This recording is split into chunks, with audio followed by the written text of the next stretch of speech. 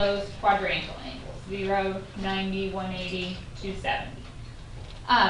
And we've figured out how to find angles in the other quadrants by looking at our quadrants and reference angles. You know, when I give you something like 120 degrees, it's the same as when you were dealing with the reference angle of 60. What's the only difference when we have those obtuse angles?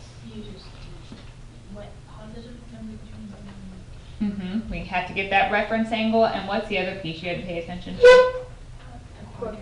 The quadrant, because some trig functions will turn out to be negative.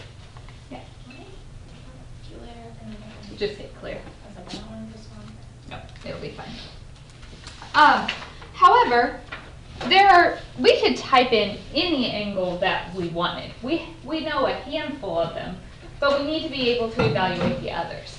So we will be using a calculator to do that.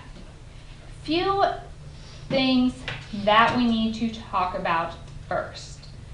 When you use these calculators, there are two different modes. There is a degree mode and there is a radian mode.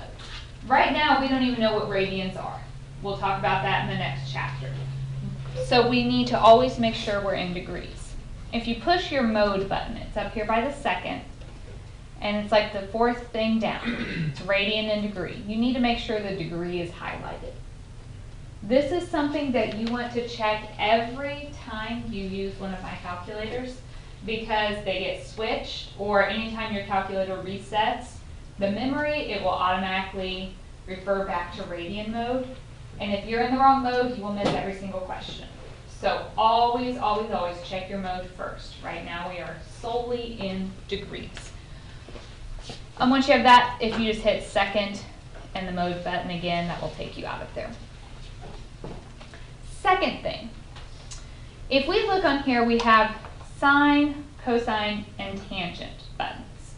I think I mentioned this one other time, but when you have that sine to the -1, cosine to the -1, tangent to the -1, those things right above those, that is not the reciprocal. So if I want cotangent, I can't use that tangent to the -1. How would you get a cotangent on your calculator? 1 divided by tangent. Okay, so we will talk a little bit about what those negative buttons do, but it is not a reciprocal. All right, other than that, we can type things in just like you would expect. So let's look at some together.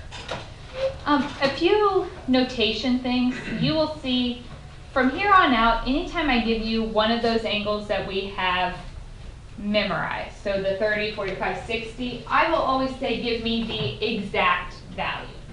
Exact value is with radicals. If you type tangent of 45 in this calculator, it is going to give you a decimal, well, not tangent of 45 because that's 1. How about tangent of 30? It will give you a decimal. If I say exact value and you answer with a decimal, I'm going to count it wrong. Okay, the only time you can use the calculator is when we have angles that we didn't memorize. And I will say approximate. When I say approximate, that means you're giving me a decimal, so you're using your calculator. So when you do that, we'll push the tangent button. Every time you push a trig function, it will open a parenthesis.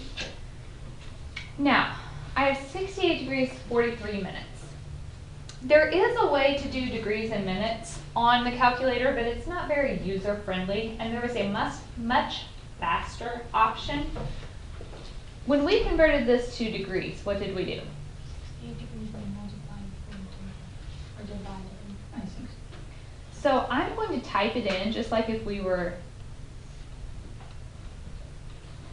going to convert it. So I'm just going to do tangent, it opens my parenthesis, and I just type 68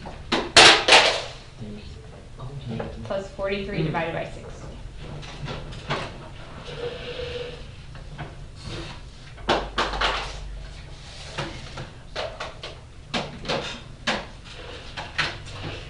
Typically 3 to 4 decimal places is good.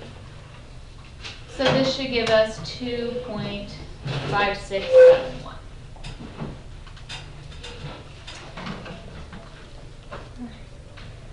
Second one, cosine of 193.622, we can just type that in.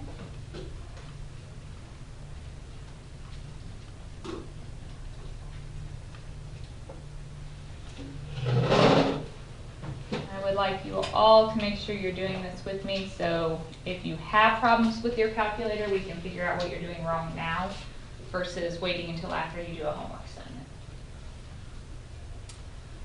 Did everybody get the cosine one to work out? Negative 0.9719.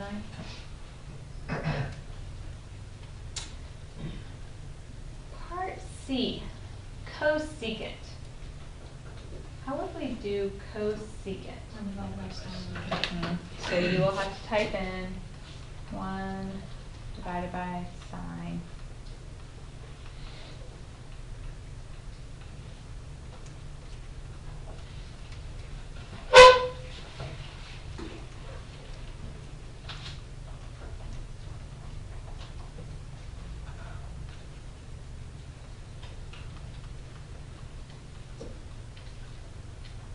You get 1.7056.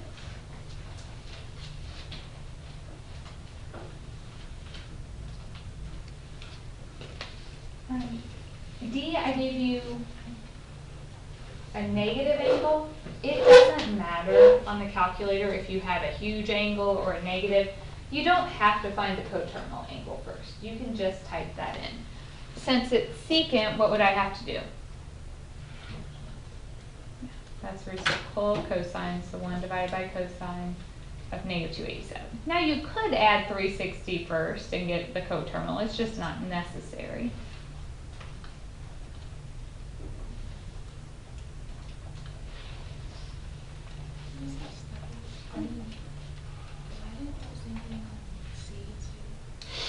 Because I missed a 7 when I wrote it down. Should be 1.7076. Is now a good time to tell you that all day I've been saying one number and writing down another one.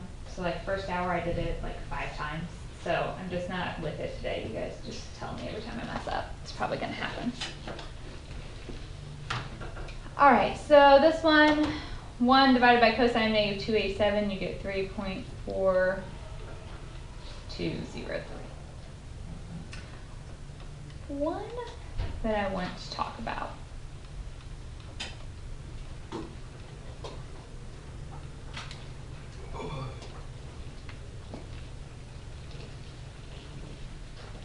What if I gave you a negative that had degrees and minutes in it? So when I say cotangent, we know we have to type in 1 divided by tangent. All right, how do we do degrees and minutes? Okay, if you do negative 12 plus 15 divided by 60, you are going to get the wrong answer. Does anyone know why?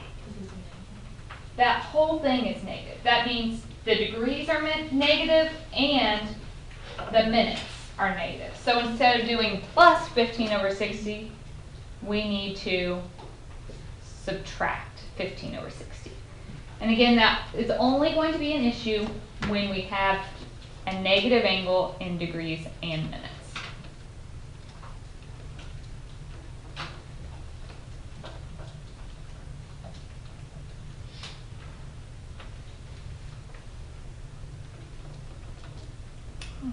And we should get negative 4.6057. Any problems with this at all? Here's the second type of problem that I might ask you to do.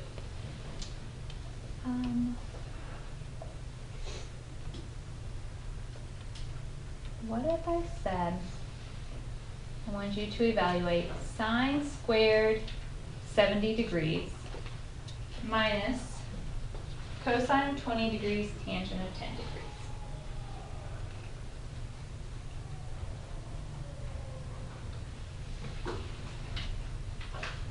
We need to be really careful.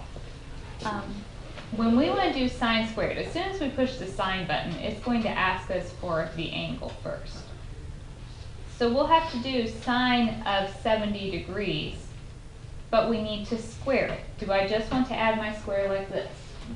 No, because then it will square the 70, not the sine. So you have to put an extra set of parentheses around the entire sine. The cosine and tangent are just multiplied, but the problem, you need to make sure that you are closing parentheses. After you do cosine 20, make sure you close that times the tangent of 10. So we need to watch our parentheses there.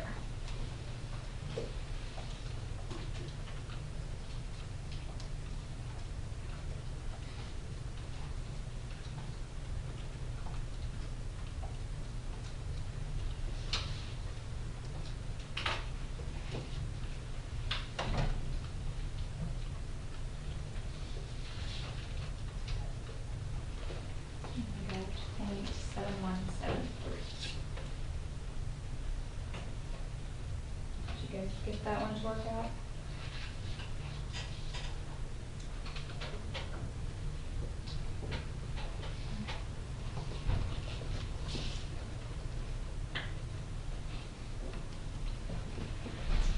Let's look at this problem. Find an angle theta in the interval 0 degrees to 90 degrees. What does that mean? It's in quadrant 1. That satisfies each condition. So this is like the last two problems on our homework from last night, that 80 and 84. The difference is on those, we had multiple quadrants because we had to take every time cosine is positive, which happens in which quadrants, by the way? Wait, no, 1. 1 and 4. But because in the directions I only asked between 0 and 90, we only have to do quadrant 1. But I need the angle that makes that happen. The only way to get our trig function away from the angle is by doing what's called an inverse. This does not mean cosine times theta. You can't just divide that cosine over. If you want to move it, you have to switch it to an inverse, and that's where that -1 comes into play. So I need cosine inverse of this. We know that there are multiple times this will happen. Your calculator will automatically give you the answer in quadrant 1. So we don't have to worry about that. We don't have to do anything special. It will give us the answer we want. So that's when we do second and then the cosine button. 0.921185 4056.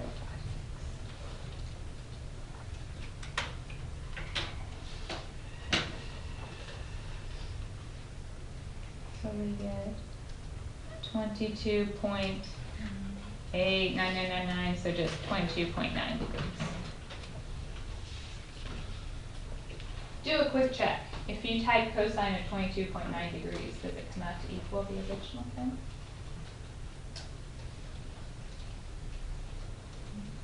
So we were just working backwards and trying to figure out what the original angle was, so that's when we use the inverse. Now, the second one is a little bit different. What's wrong with this? Okay, it's cotangent. Do we have a cotangent inverse button? No.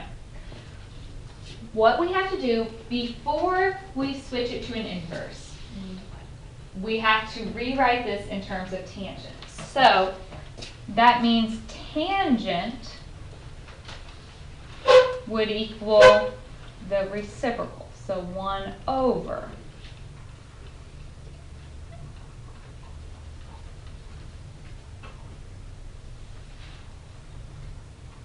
So then to get your angle by itself, you do tangent inverse of 1 over the 1.4466474.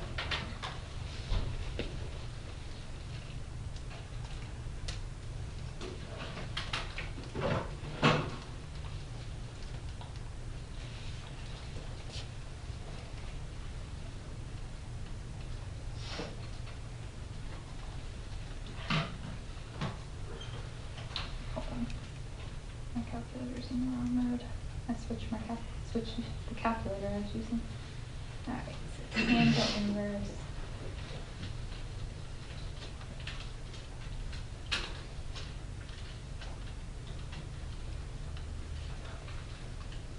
And so you get 34.6539, so it's 654 degrees.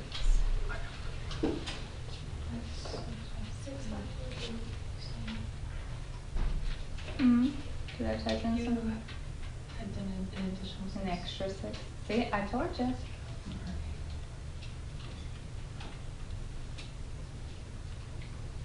Let's try that again.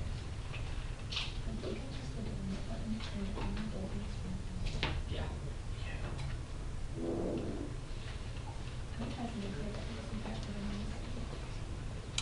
All right, I'm going to give you guys a couple problems to try.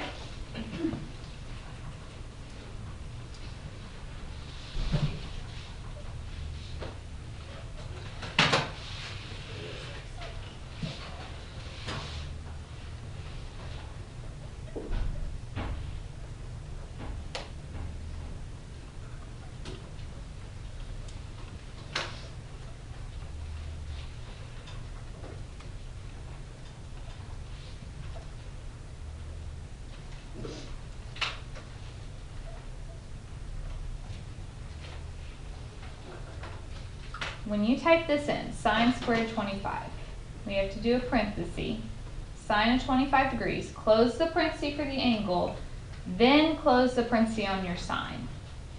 Then you put your square. Plus cosine 25 degrees. So you close parenthesis for your degree, close the one on your cosine, squared.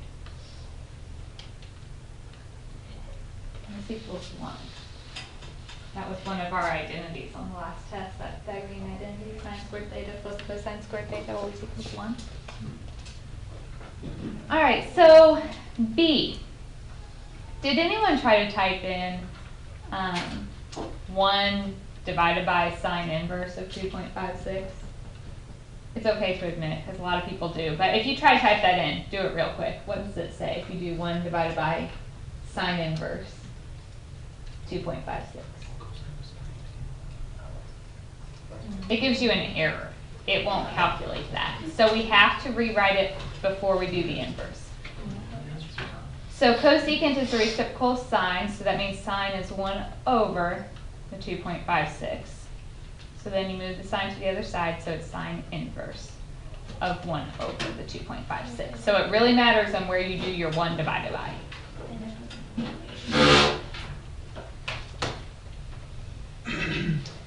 And you should get 22.9934 degrees. I didn't say. 3, 4 is fine. Okay, so here is the game plan. We are done with this section. First, I have some problems over this.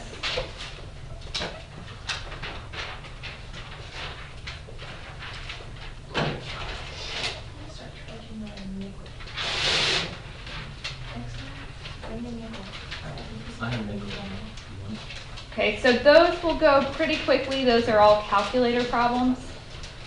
Then I have a review handout over sections 1, 2, and 3. Remember we said we were going to do a quiz Monday over those. So that handout is like the stuff I would ask on your quiz. So Monday we will go over any questions